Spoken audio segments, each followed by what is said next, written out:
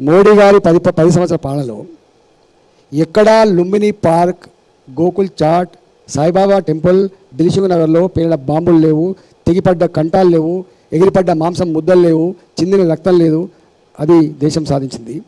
నా సియాచిన్ మంచు కొండలలో నా సైనికులు ప్రతినిత్యం శత్రువుల దాడిలో చనిపోయినటువంటి మృతదేహాలు లేవు. ఇలా నా లాల్ చౌక్లో జెండా ఎగిరేయాలంటే ప్రాణాలను గాల్లోకి పెట్టవలసినటువంటి సంఘటన లేదు. ఇలా ఒకే దేశం ఒకే చట్టం అనే స్థాయికి వచ్చింది.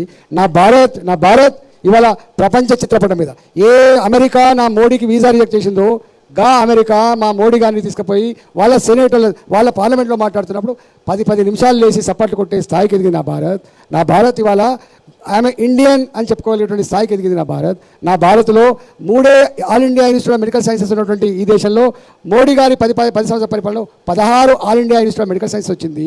నా ఇన్ఫ్రాస్ట్రక్చర్ రంగంలో 1947 to 2014 ఎన్ని కిలోమీటర్ల నేషనల్ హైవేస్ ఉన్నాయో ఈ 10 సంవత్సరాలు నిర్మాణం చేసినందుకు కోటేమని చెప్తున్నా.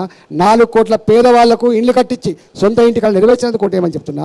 నా మోడీ గారు వచ్చిన తర్వాత ఇవాళ 500 సంవత్సరాల క్రితం కోల్పోయిన నా రామ మందిరాన్ని నిర్మించినందుకు కోటేమని చెప్తున్నా. ఇవాళ మోడీ గారు వచ్చిన తర్వాత ఇవాళ ప్రపంచంలో స్ట్రాంగెస్ట్ పొలిటికల్ లీడర్. ఒకప్పుడు స్ట్రాంగ్ లీడర్ అంటే అమెరికన్ ప్రెసిడెంట్ గురించో లేకపోతే బ్రిటన్ ప్రెసిడెంట్ గురించి చెప్పేది. ఇవాళ థర్డ్ వరల్డ్ కంట్రీగా పిలువబడే భారత్ ఇవాళ 11వ ఆర్థిక వ్యవస్థ ఉన్న భారత్ 5వ ఆర్థిక వ్యవస్థకు ఎదిగినందుకు కోటేమని చెప్తున్నా. రేపు 3వ ఆర్థిక వ్యవస్థకు ఎదగడానికి ఇలా పునాదులు వేసినందుకు కోటేమని చెప్తున్నా.